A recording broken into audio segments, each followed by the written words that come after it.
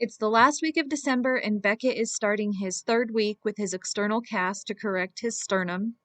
We discovered a couple months ago that his sternum curves inwards, which means eventually there wouldn't be enough room for all of his organs.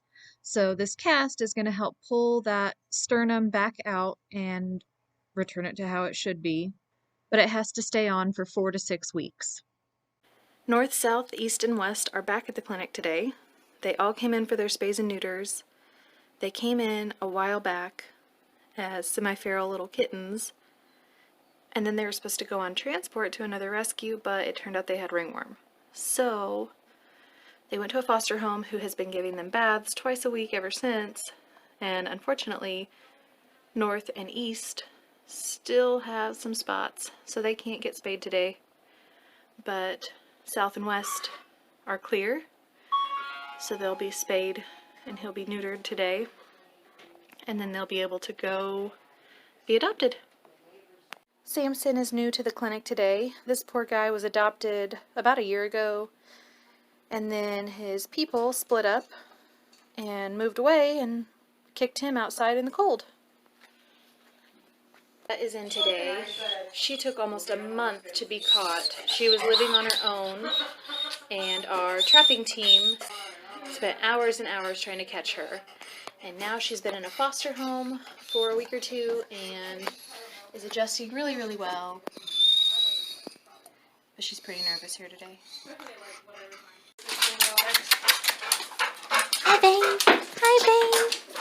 Bane is in today to get updated on vaccines and another heartworm check. He was adopted but sadly was returned, and we don't know that they actually kept him up to date on preventative, and they did not get his vaccines updated. So he'll be all ready to be adopted again after today.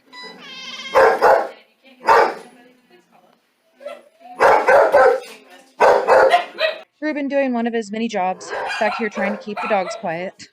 7 of the 9 puppies that were found the second week of December are in today to get their spays and neuters. 3 came in already and got fixed.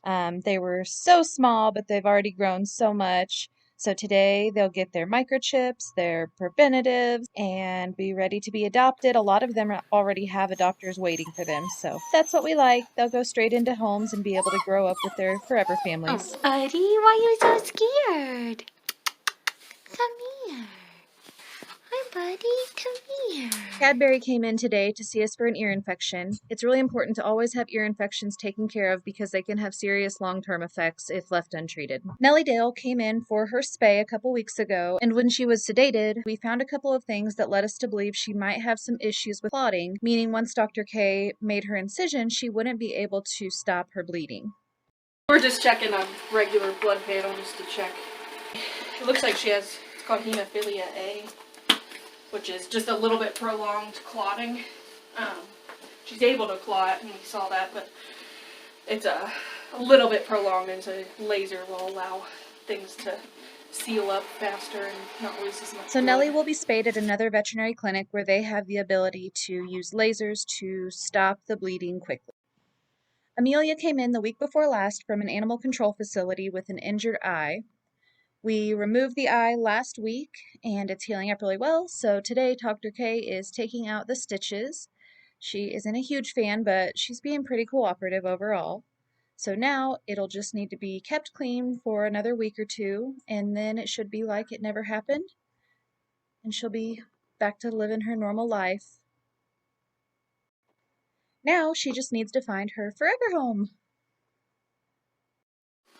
Delta came into the rescue already spayed, so today she's here to get the rest of her vetting so that she's ready to be adopted. She's already got an adopter waiting.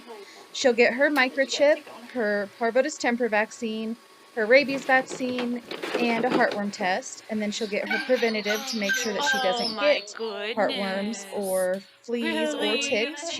We did find a few ticks on her today.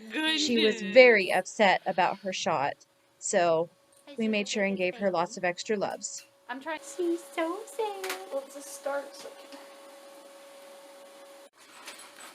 Always side by side, Ruben and Echo, working hard. Can't even get up to play. If these two ever get adopted, they 100% have to go together. When kittens first come in, we do several things to make sure they aren't bringing any parasites along with them. During this time, they have to stay in a kennel. This makes it a lot easier to keep clean so we can make sure we don't miss anything. These three are Peanut, Pretzel, and Popcorn.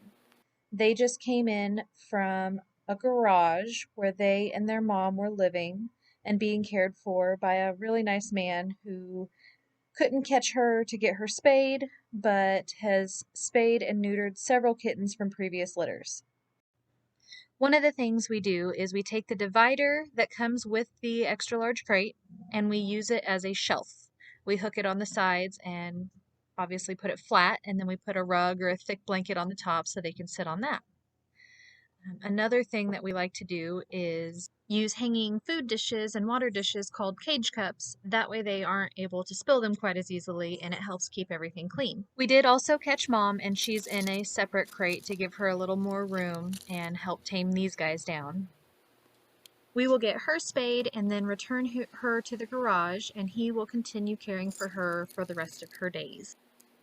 Obviously, we give the kitties lots of toys to play with while they're in their kennels, tunnels, and cat trees and things like that, but one thing we never do is hang toys by strings because it does definitely present a risk of getting tangled around their neck, and we definitely don't want that. Hansel and Gretel went to a foster to be socialized for a while, and they are back now and doing so good.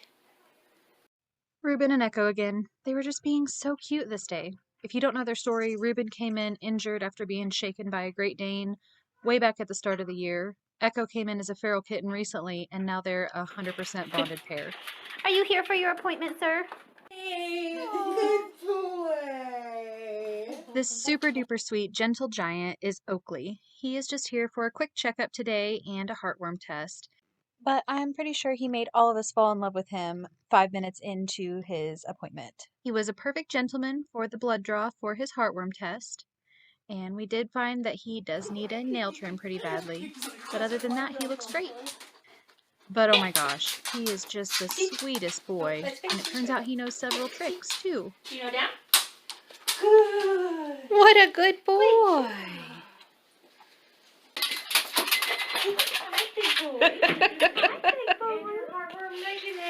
Good job! You're so cuddly. It is now the end of Beckett's 3rd week wearing his cast. We are changing out his wrap. We keep an ace bandage covering around it so that he doesn't get his legs tangled up in the strings that go around the brace, keeping it up against his body.